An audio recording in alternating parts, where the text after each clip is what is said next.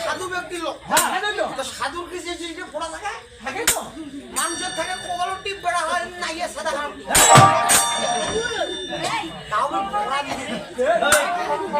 আচ্ছা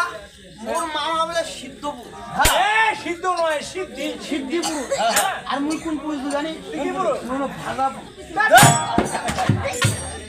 মোর মামা বলে সাধু বলে রে সাধু রে সাধু যত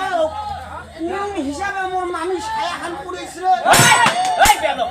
তোর মামি ছায়াটা তোর কি